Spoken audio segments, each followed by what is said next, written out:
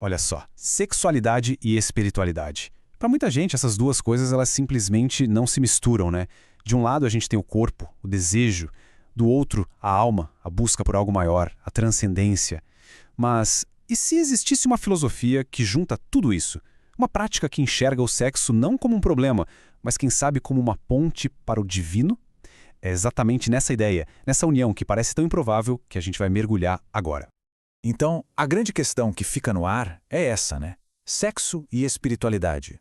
São coisas realmente opostas? Ou será que, no fundo, são só dois lados da mesma moeda? A resposta, como a gente vai ver, muda completamente dependendo da lente cultural, da filosofia que se usa para olhar para isso. Beleza, então vamos fundo nisso. Para a gente conseguir entender a base do Tantra, a primeira coisa é colocar lado a lado duas visões de mundo que são, assim, totalmente diferentes sobre o que significa sexualidade. De um lado, a gente tem a ideia de pecado, e do outro, a ideia de divindade. Olha, historicamente, se a gente for ver, muitas religiões aqui no Ocidente colocaram o sexo numa caixinha. A caixinha do pecado, sabe? Uma fonte de culpa, algo que tinha que ser contido. E o resultado disso, segundo pensadores como Freud, por exemplo, foi uma sociedade super reprimida. Agora, se a gente vai para o Oriente, a visão é outra. Lá, o sexo não é visto com essa culpa toda. É encarado como uma energia, e uma energia poderosa. O foco, então, não é reprimir, é o contrário. É aprender a dominar, a controlar essa energia para usar ela como um caminho para crescer espiritualmente.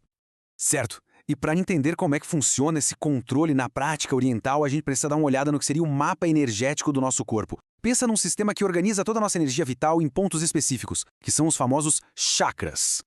E bem no centro desse sistema todo, a gente encontra a Kundalini. Imagina ela como se fosse uma serpente de energia super poderosa. É a essência pura da nossa força sexual que fica ali, quietinha, adormecida lá na base da coluna. E o grande objetivo de um monte de práticas orientais, desde o celibato até o próprio Tantra, é exatamente esse: acordar essa força e aprender a lidar com ela. E o percurso que essa energia faz é fascinante. Quando a Kundalini desperta, ela começa a subir por uma espécie de escada. Uma escada de 7 degraus, que são os chakras. Começa lá embaixo, no básico, passa pelo sexual e vai subindo, subindo, até chegar no coronário, bem no topo da cabeça. E a cada degrau que ela sobe, um novo nível de consciência se abre, até o ponto máximo, que seria a iluminação. Ok. Então, a pergunta é: se o objetivo é fazer essa energia subir, como é que se faz isso? Bom, é exatamente aí que a prática do Tantra entra em jogo. E como a gente vai ver, existem caminhos bem diferentes para essa jornada. E aqui já vem talvez a primeira grande surpresa para muita gente. A palavra Tantra, lá na sua origem em sânscrito, significa controle. É isso mesmo, controle. Guarda bem essa palavra porque ela é a chave de tudo. Ou seja, a prática não tem nada a ver com oba-oba, com excesso, é o extremo oposto. É sobre ter disciplina, ter maestria sobre a própria energia. E dentro do Tantra, essa busca pelo controle se abre em duas estradas principais. De um lado tem o caminho da mão direita. Esse busca o controle pela abstinência, pelo celibato, sem o ato sexual. Agora, o caminho da mão esquerda, que é o foco aqui do nosso papo, faz uma coisa bem radical. Ele pega o próprio ato sexual e transforma na principal ferramenta para controlar e elevar essa energia. E o que é realmente incrível nesse caminho da mão esquerda é justamente isso. Como ele pega algo tão físico como o sexo e transforma numa prática espiritual. A ideia não é negar o prazer, de jeito nenhum.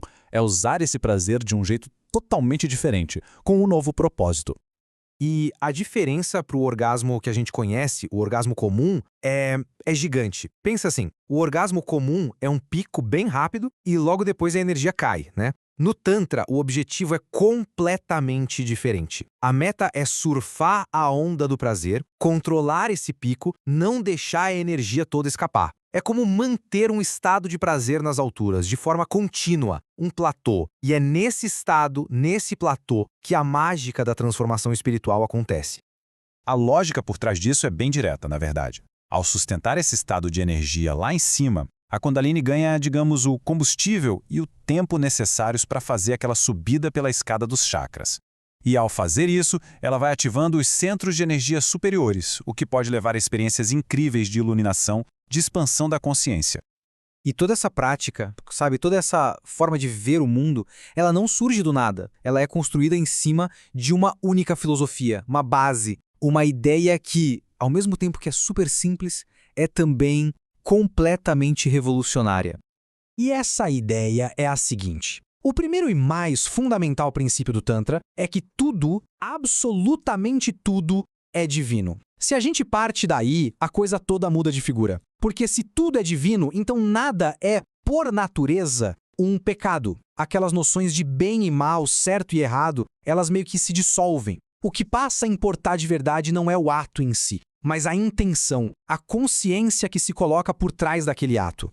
E as consequências de pensar assim são enormes. De repente, o sexo deixa de ser pecado e vira um ato sagrado, e isso vale para outras formas de expressão também, como a masturbação ou a homossexualidade, por exemplo. O que torna o ato sagrado, o que santifica a coisa toda, é a vibração do amor, a intenção espiritual por trás. É por isso que a busca não é por qualquer pessoa, sabe? É por um parceiro ou parceira com quem se tenha uma conexão real, uma simbiose de luz. Agora, é muito importante desfazer uma confusão comum. Tantra da mão esquerda não é de jeito nenhum um sinônimo de promiscuidade. Não é uma desculpa para sair por aí sem critério. Exatamente o contrário, na verdade. É um caminho espiritual sério, que exige dedicação e que é totalmente focado em encontrar uma conexão de alma, uma conexão sagrada, para poder seguir nessa jornada de crescimento a dois. E tudo isso nos deixa com uma reflexão final. Uma pergunta que meio que vira de cabeça para baixo muitas das nossas convenções. E se a espiritualidade não pedisse para a gente negar o corpo, mas sim para celebrar o corpo, de forma consciente? E se o caminho para o divino também passasse por aqui? Pelo nosso corpo, pela nossa energia mais básica e fundamental?